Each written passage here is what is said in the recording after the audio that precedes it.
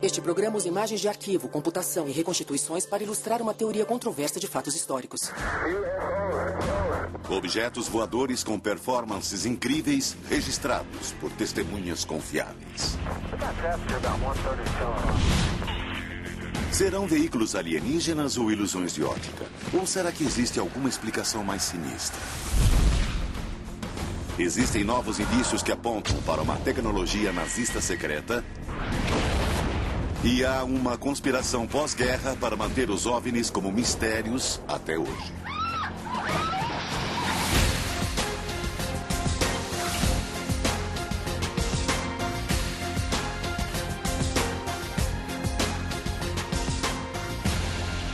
OVNI nazista.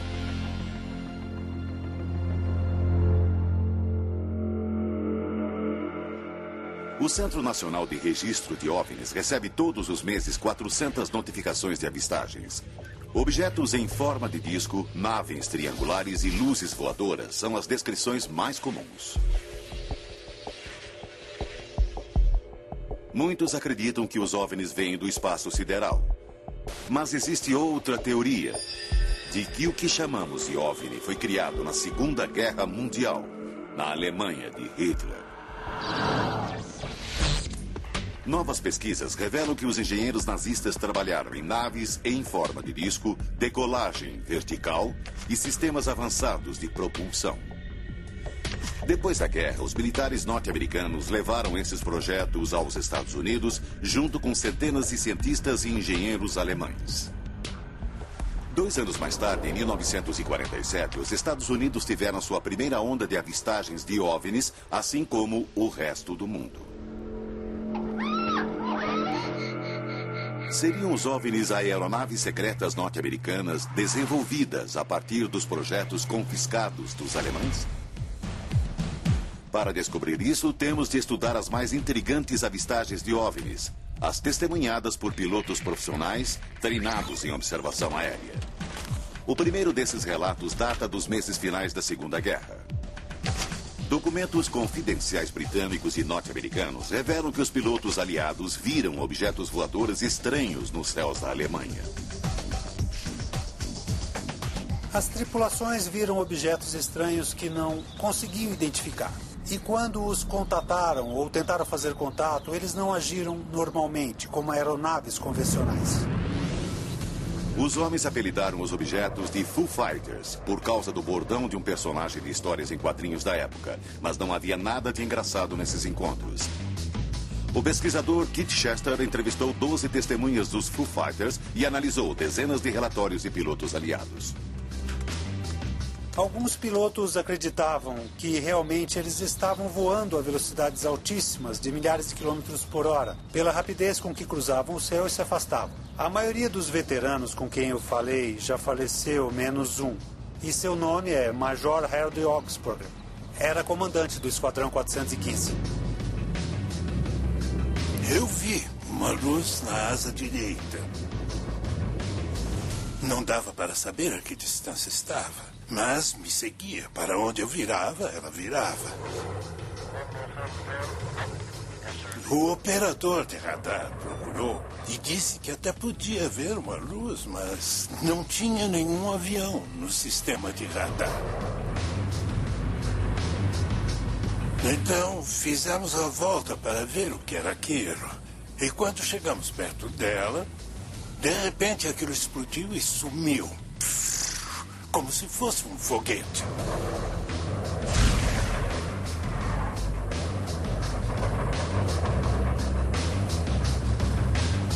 No começo, eles mantiveram silêncio sobre o que tinham visto. Era uma coisa secreta. Ninguém tocava no assunto. As avistagens de Foo Fighters percorreram toda a cadeia de comando das Forças Armadas norte-americanas. Muitos acreditaram que eram armas secretas alemãs. Alguns cientistas de Washington foram para a França para tentar investigar o que era aquilo e eles não tiveram resposta. E então eles disseram aos homens para ficarem quietos. Mas os relatórios vazaram e os grandes jornais estamparam manchetes sobre os objetos misteriosos. Bolas de fogo estavam perseguindo caças americanos. Os aliados tinham boas razões para temer qualquer nova arma alemã. Mísseis V1 e V2 estavam caindo sobre a Inglaterra. Os caças nazistas atiravam contra os bombardeiros aliados e Hitler falava sobre novas armas espetaculares que estavam sendo desenvolvidas para dar a vitória à Alemanha. Se os Foo Fighters que perseguiam os aviões aliados eram mesmo armas secretas nazistas, deveriam estar vindo de instalações alemãs altamente secretas, numa série de bunkers subterrâneos. Desde o verão de 1944, a máquina de guerra alemã havia se mudado para baixo da terra para escapar do pesado bombardeio aliado. Na Polônia, na Áustria e na antiga Tchecoslováquia, vastos complexos subterrâneos foram escavados com trabalho escravo. Aquelas instalações abrigavam fábricas de munição e de motores de aeronaves. Era lá que trabalhavam os cientistas de Hitler, homens com a missão de criar a arma definitiva que traria a vitória à Alemanha. Os revolucionários aviões a jato de Hans von Hohenheim cruzavam os céus. Os irmãos Horten construíam aeronaves super avançadas em forma de asa delta. Alexander Lippisch trabalhava numa aeronave de decolagem vertical.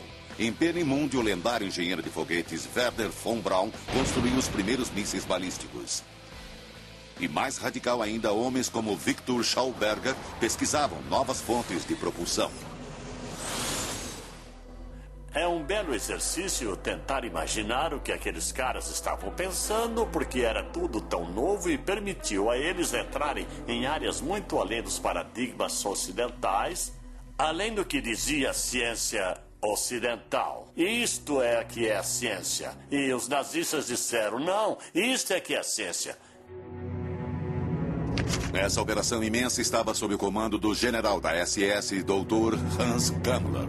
Engenheiro de profissão, Kammler redesenhou os fornos de Auschwitz para maior eficiência.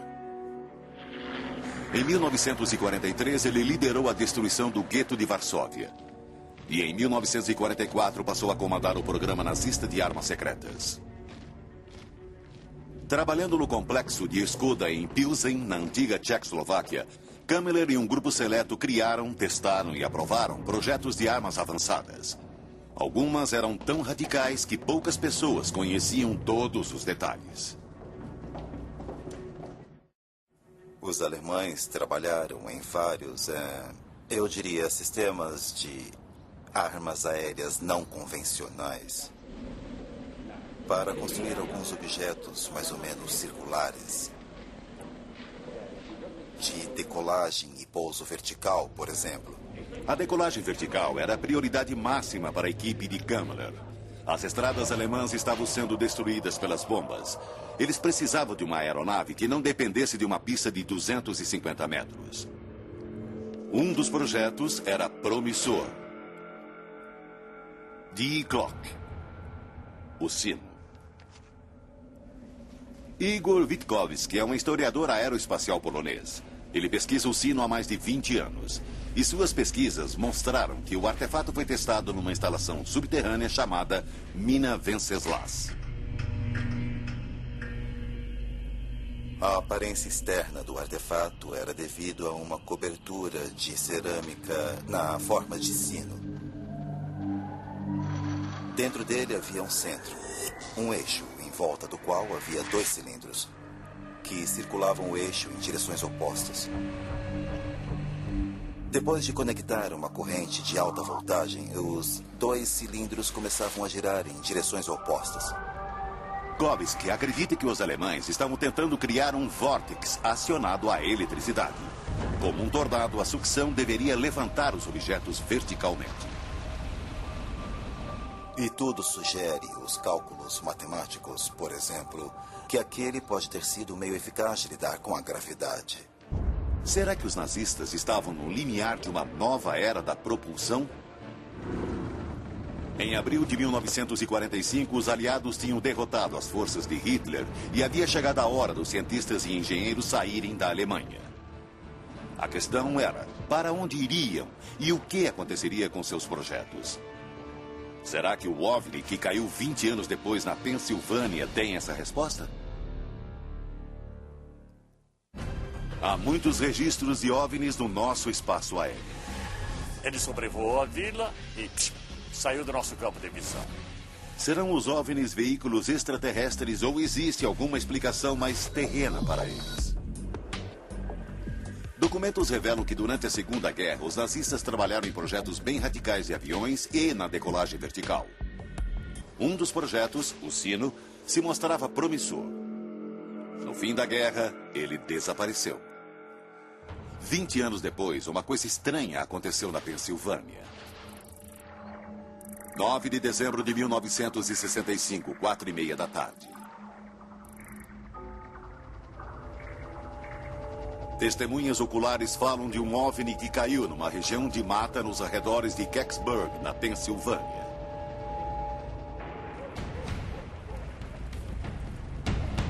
Os relatos descrevem um objeto parecido com uma pinha. Uma testemunha disse que o objeto parecia um sino. Stan Gordon é um estudioso especialista no incidente de Kecksburg. Tinha entre 3 e 3,5 metros de comprimento, entre 2 e 3 metros de diâmetro. Mas era uma peça sólida de metal. Um metal estranho, de cor dourada ou cor de bronze. E o objeto tinha outra característica única. Na base que uma das testemunhas chamou de para-choque, da área que ia tomando a forma de pinha, existiam marcas.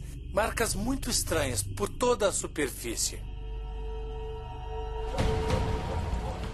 No local da queda, os residentes de Kecksburg logo perceberam que sua presença não era bem-vinda. Eles não estavam lá há muito tempo. Quando 2 homens vestindo capas apareceram na mata muito sérios e disseram: caiam fora daqui, esta área está em quarentena. E falaram que atrás desses homens havia soldados chegando, havia militares. Testemunhas oculares relataram que depois viram o objeto num veículo militar saindo da cidade. Para onde ele foi levado? Stan Gordon acha que ele foi para a base da Força Aérea Wright-Patterson, mais de 400 quilômetros a oeste, em Ohio. Segundo Gordon, apenas 2 dias depois do incidente em Kecksburg, a base fez um pedido estranho de tijolos de cerâmica para uma olaria próxima. Eles encomendaram um grande suprimento, 6.500 unidades, de um tipo especial de tijolo. Eram tijolos estruturais, duplamente queimados. E a nota deveria ser enviada à base de Força Aérea Wright-Patterson. Myron, o motorista do caminhão de entrega, deu uma entrevista depois, onde disse ter visto um objeto com formato de sino num hangar. Quando entrei na base, vi um tipo de sino lá e estavam trabalhando nele. Iam usar tijolos para emparedar aquilo. Iam enterrar o sino. Mas por que tijolos cerâmicos? A cerâmica é usada para isolamento elétrico e térmico. Estaria a Força Aérea tentando de alguma forma blindar o objeto? Será que a semelhança do objeto com o sino nazista é mera coincidência? E será que os tijolos cerâmicos podem servir de elo entre os 2 objetos? A nave de Kecksburg foi encapsulada com tijolos cerâmicos. Segundo o jornalista aeroespacial polonês Igor Witkowski, o sino nazista também era revestido com uma camada de cerâmica. Witkowski acredita que o sino foi testado aqui, numa misteriosa estrutura na Polônia chamada de range. O range fica em um terreno alagado. E esse terreno foi coberto com ladrilhos cerâmicos. O sino nazista tinha outro sinal característico: as marcas. Os nazistas tinham uma ciência religiosa bizarra que incluía o ocultismo. E eles usavam símbolos misteriosos. E o sino, supostamente, foi coberto com esses símbolos de ocultismo. E cobrindo toda a área do sino, havia marcas estranhas. A evidência é forte, mas circunstancial. Tanto o sino como a nave de Kecksburg precisavam de cerâmica. Fisicamente, eles são semelhantes. E ambos traziam símbolos estranhos. A pergunta é: se o objeto de Kecksburg era o sino nazista, como foi parar nos Estados Unidos 20 anos depois? Para responder essa pergunta, é necessário voltar à Alemanha no final da Segunda Guerra Mundial. Em abril de 1945, Hitler ordenou a execução de 62 cientistas que trabalhavam no projeto do sino. Os prisioneiros nos campos de concentração que haviam trabalhado nas escavações dos bunkers também foram executados. Essas execuções em massa foram supervisionadas pelo general da SS responsável pelos projetos de armas secretas do Reich, Dr. Hans Kammler. As entradas dos túneis foram explodidas e todos os prisioneiros dos campos de concentração que sabiam de alguma coisa, de qualquer coisa sobre a produção e seu propósito, ficaram fechados lá dentro. E então o mistério desse empreendimento foi soterrado efetivamente. Hitler confiou a Kammler a tarefa de apagar qualquer traço dos projetos secretos nazistas. Mas o que o Führer não sabia é que Kammler ia mudar de lado. Em 1981, o ex-ministro do Armamento e Munições de Hitler, Albert Speer, confessou que Kammler havia lhe dito que estava planejando entregar os segredos aos norte-americanos em troca de imunidade. Será que Kammler mudou de lado? Em abril de 1945, o homem que tinha acesso aos caças Delta dos irmãos Horten, que supervisionou a revolução dos jatos de von Hohenheim, os mísseis balísticos de von Braun, a nave de Schauberger e o misterioso sino, saiu da base em Pilsen e desapareceu para sempre. Na verdade, nós não sabemos o que aconteceu com Hans Kammler no final da guerra. Ele sumiu, desapareceu e ninguém foi capaz de encontrá-lo. 6 relatos diferentes de sua morte foram registrados. No julgamento de Nuremberg, ele mal foi mencionado, mesmo tendo sido diretamente responsável pela destruição do gueto de Varsóvia e projetado os fornos de Auschwitz. Outros oficiais da SS que estavam mortos ou desaparecidos foram julgados à revelia. Por que não Kammler? Terá sido um descuido dos aliados ou será que Kammler levou adiante seu plano de entregar os segredos aos Estados Unidos? Kammler devia ter um trunfo nas mãos, por exemplo, para os russos ou para os americanos, como especialista. Se ele fosse para os Estados Unidos, se reuniria às mais brilhantes mentes da Alemanha. Numa operação secreta chamada Paperclip, as Forças Armadas norte-americanas transportaram engenheiros e cientistas nazistas para os Estados Unidos. O público norte-americano sabia de alguns nazistas resgatados. Werner von Braun era o garoto propaganda do programa. A maioria das pessoas que ouviu falar do projeto e do transporte de cientistas nazistas para os Estados Unidos pensava que eram apenas algumas centenas. Documentos confidenciais do Arquivo Nacional indicam que o verdadeiro número de cientistas chegava a milhares. Von Hohenheim, o pioneiro dos jatos alemães, foi para a base da Força Aérea Wright-Patterson. Alexander Lippisch, especialista em decolagem vertical, foi para White Sands, no Novo México. Eles trouxeram protótipos, como o dos caças Delta dos irmãos Horten e uma montanha de documentos.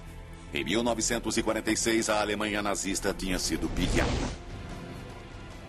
Um ano depois, com todos os cientistas nazistas nos Estados Unidos, a primeira onda de avistagens de OVNIs começou.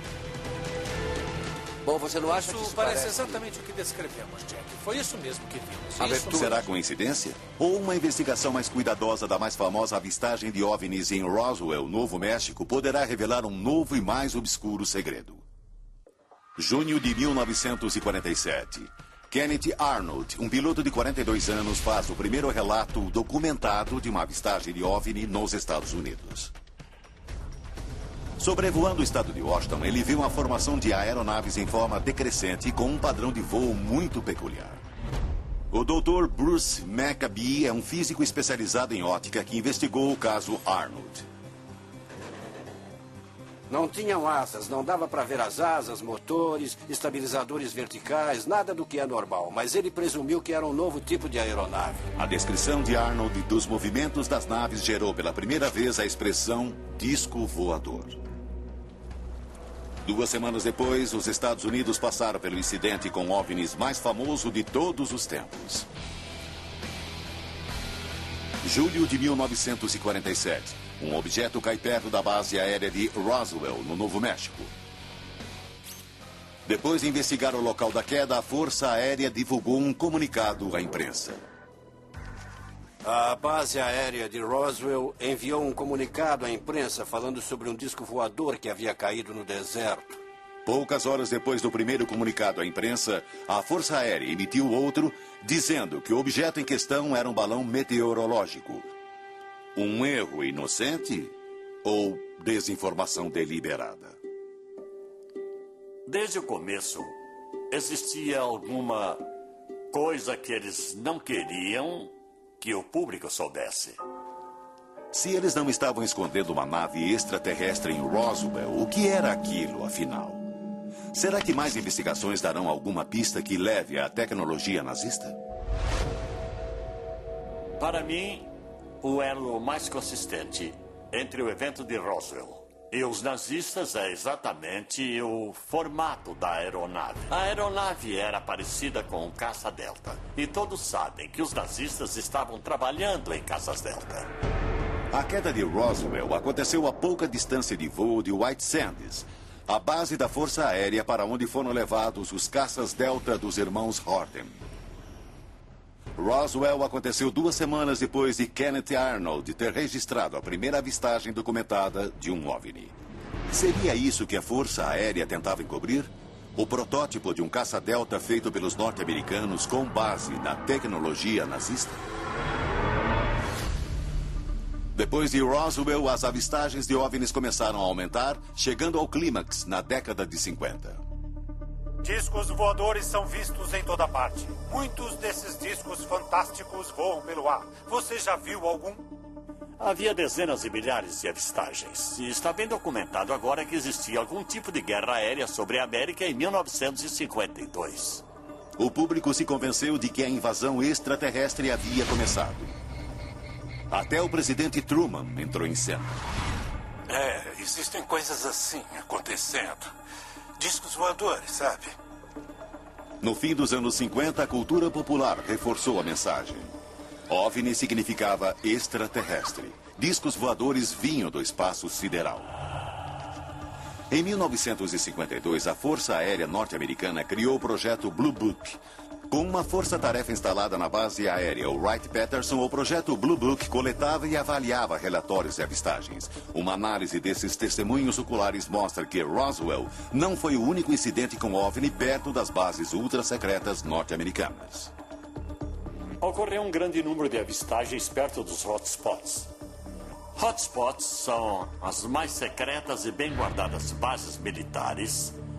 Na maioria, as bases para onde os cientistas alemães foram levados na Operação Paperclip. A base aérea de Wright-Patterson era um desses hotspots. Os primeiros relatórios diziam que os destroços do acidente de Roswell haviam sido levados para lá. O quartel-general do projeto Blue Book também era lá. Em 1965, o objeto de Kecksburg foi visto dentro de um dos hangares. E era lá que ficavam os mais brilhantes cientistas nazistas. O Dr. Paul Xies é um engenheiro aeronáutico aposentado. Ele trabalhou com cientistas alemães do projeto Paperclip em Wright-Patterson no fim dos anos 50. Eu trabalhei com 7 deles. Havia provavelmente uns 40 em Wright-Patterson. No começo eram alemães leais que queriam que a Alemanha vencesse, eu não vejo nada de errado nisso, e se tornaram norte-americanos leais quando vieram para cá. Leais o bastante para se calarem sobre os programas secretos de armas? O que os cientistas do projeto Paperclip sabiam sobre teorias inovadoras da gravidade e discos voadores? O chefe de Paul Xies, Dr. Wilhelm Knackstedt, sabia alguma coisa. O doutor dizia: há umas pessoas que têm algumas ideias doidas sobre levitar coisas, mas ele não estava muito interessado nisso. Mas os militares norte-americanos estavam. No fim dos anos 50, tiveram início testes secretos em Wright-Patterson com uma aeronave em forma de disco ou lenticular. Eles devem ter achado alguma coisa na Alemanha com formato lenticular e aí tentaram reproduzir. O primeiro disco voador conhecido feito pela Força Aérea Norte-Americana estava prestes a decolar. Nos anos 50, os incidentes com OVNIs aumentaram nos Estados Unidos. Seriam aqueles objetos naves alienígenas de outros planetas? Ou existe uma explicação mais terrena? Documentos confidenciais trazidos a público em 1995 mostram que, nos anos 50, a Força Aérea investiu $5 milhões num programa ultra-secreto chamado Projeto Silverbug. Desenvolvido pela empresa estatal Avro-Canadá em Toronto, o projeto se concentrou numa nova aeronave radical, o Avrocar.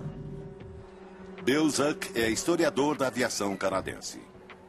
O Avrocar era um protótipo. Ele foi criado para mostrar como o design de um disco voador deveria ser.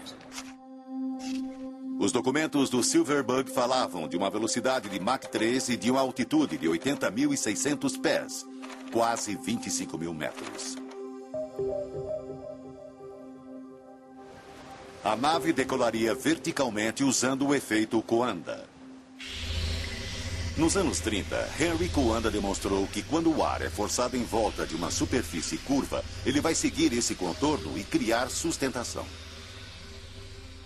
O Avrocar usaria o efeito Coanda através de 3 motores que acionariam uma hélice central. Essa corrente descendente seguiria a superfície curva e lançaria a nave para cima. O gênio da engenharia britânica, John Frost, era a mente por trás do projeto. Frost admitia abertamente que havia se inspirado em pesquisas sobre a Alemanha da Segunda Guerra. Em 1953, ele se reuniu com um engenheiro alemão que afirmava que haviam sido feitos testes de discos voadores numa instalação nos arredores de Praga na Segunda Guerra Mundial. Essa confirmação de testes com discos não é o único elo entre o Avrocar e a Alemanha nazista. Um dos consultores do projeto era Alexander Lippisch, um engenheiro do projeto Paperclip.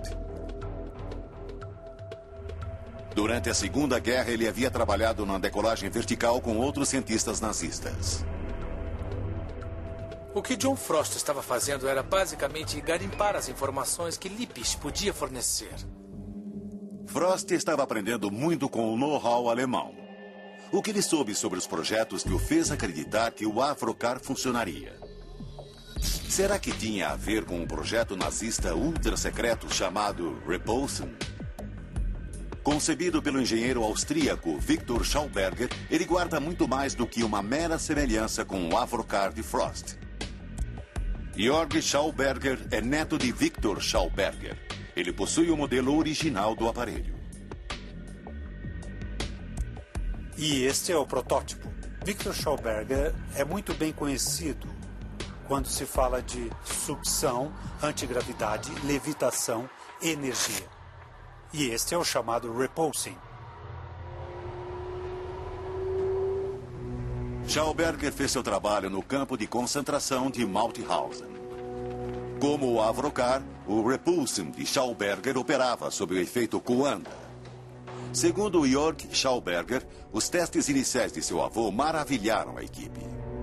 Acidentalmente, o aparelho voou até o teto durante a demonstração. Victor pensou que havia uma força levitacional operando na máquina. E isso é a antigravidade funcionando. Mas em 1944, quando Schauberger e sua equipe estavam fazendo progressos,